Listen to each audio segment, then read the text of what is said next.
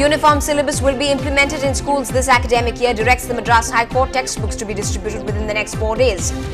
A setback for Amma, but the Chief Minister decides to knock on the Supreme Court's doors and appeal against the verdict today.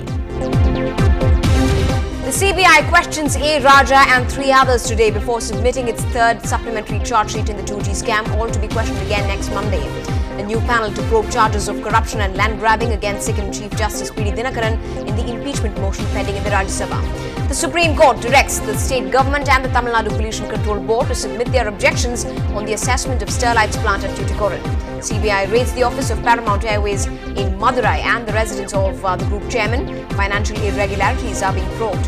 Jayalalitha delivers on another poll promise, inaugurates 9 government-run arts and science colleges across the state. And the Tamil Nadu Physical Education Sports University is asked to start its classes soon, even though classrooms are not fully built. Good evening. It's the start of another brand new week, and we charted up some more on the headlines now this Monday night. The Madras High Court has spelled some good news for many students, teachers, schools and parents who've all been harrowed by the proceedings of the uniform syllabus case, which has gone into many days. That's left the wards without any textbooks at all for so long. But there is more relief now.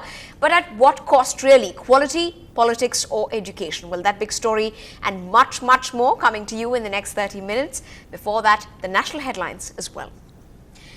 Broadcasts celebrate the autonomy pact signed for the Darjeeling Hills and a 600 crore rupee package, but disquiet in the plains. The use of the human couriers, limited recruits and no cell phones. These terror tactics by 13-7 terrorists leave investigators clueless.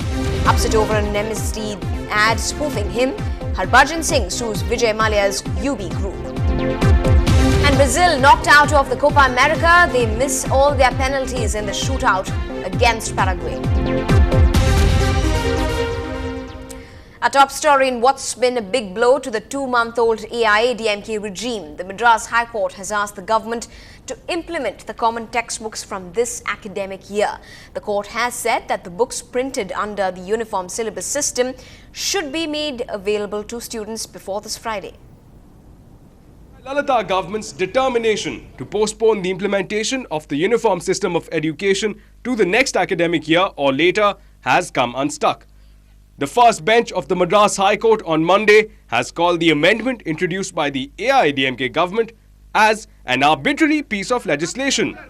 2009 ஒரு parent act முதல்ல கொண்டாந்தாங்க இந்த common சிலபஸை பொறுத்தவரை அதை division bench Madras high court அது கரெக்ட்னு சொல்லியிருக்காங்க. அப்புறமா அதுக்கு ஒரு மார்க் கருத்து சொல்ல முடியாது. But the fight is far from over. We are told that the government is likely to approach the Supreme Court. சமச்சீர் கல்வி திட்டத்தின் கீழ் தயாரிக்கப்பட்ட புத்தகம் பாடத்திட்டம் அவைகள் தரம் குறைந்ததாக உள்ளது என்ற அடிப்படையில் மாணவர்களுக்கு தரமான கல்வியை வழங்க வேண்டும் என்ற நல்ல நோக்கத்துடன் தமிழக அரசு கொண்டு வந்த சட்ட திருத்தத்தினை அது செல்லாது என்று சென்னை உயர்நீதிமன்றம் அப்பொழுது தீர்ப்பு வழங்கியுள்ளது. அதனை எதிர்த்து தமிழக அரசு உச்சநீதிமன்றம் செல்லவிருக்கிறது. இந்த தீர்ப்பினை நிறுத்தி வைக்க கோரி 2 வாரங்களுக்கு நிறுத்தி வைக்க கோரியும் மனு தாக்கல் செய்யப்பட உள்ளது. The 80-page judgment of the Madras High Court faults the Tamil Nadu government for reversing the decision of the earlier government. The judgment finds fault with the way the 9-member expert committee on the common syllabus went about its business. The decision of the Madras High Court in the uniform syllabus case has come as a major setback for the AIADMK government. In fact, the court has ruled that the Uniform System Act was already ratified by the division bench of this court and also by the Supreme Court. The decision of the Tamil Nadu government to appeal against this verdict will only further delay the distribution of textbooks to over 1 crore school students. In Chennai, Peer Mohammed, Ndtv-Hindu. Meanwhile, the DMK chief M. Karunanidhi has been quick to react, saying that this judgment is no failure and is a victory for the future generations.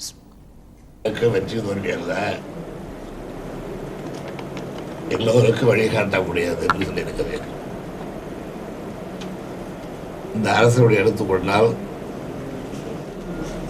அது அவர்களுக்கு நல்லது.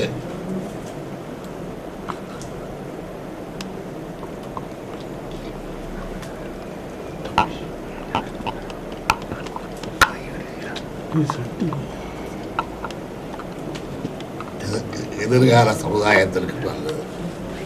In more news from the state making headlines, former Telecom Minister A. Raja was questioned by the CBI for 3 hours today at the Patiala House lockup. The investigating agency also questioned former Telecom Secretary Siddharth Behura and Anil Dhirubhai Ambani Group's Gautam Doshi.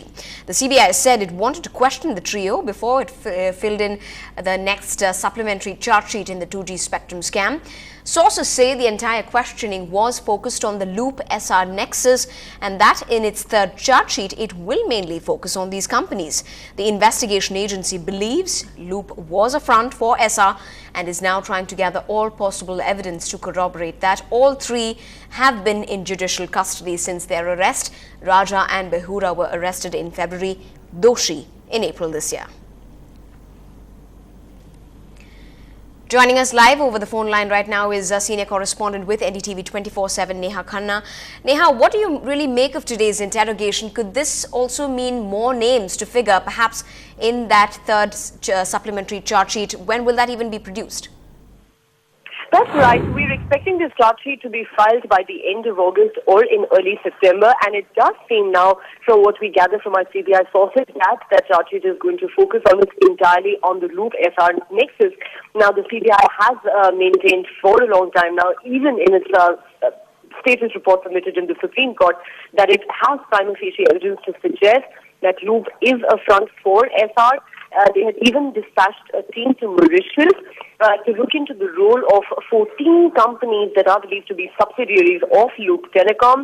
And today, in fact, the CBI questioned former Telecom Minister A. Raja, former Telecom Secretary Mr. Siddharth Behura, in connection with the Loop SR nexus.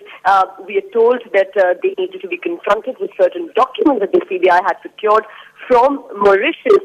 And this was, of course, an attempt on part of the investigating agency to find out more details through which they can build a watertight case against these two telecom companies before they file that charge sheet towards the end of August.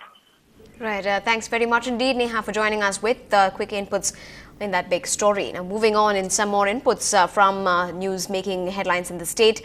The Principal Sessions Court today has granted bail to Sun Pictures Chief Operating Officer Hansraj Saxena in the case filed by film distributor Shanmugavel.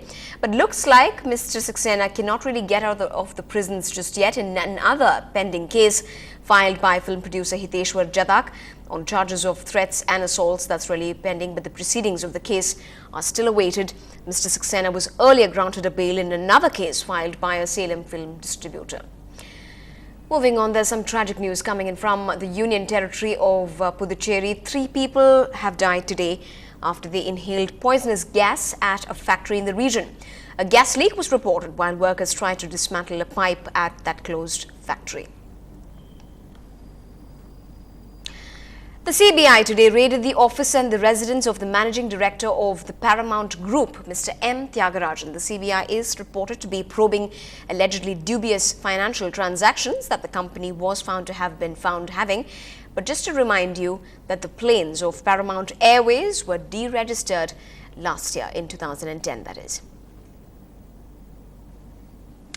When we come back, 12 out of 14 chain snatchers arrested just today alone are juvenile criminals. Shocking that? Well, find out more when we come back.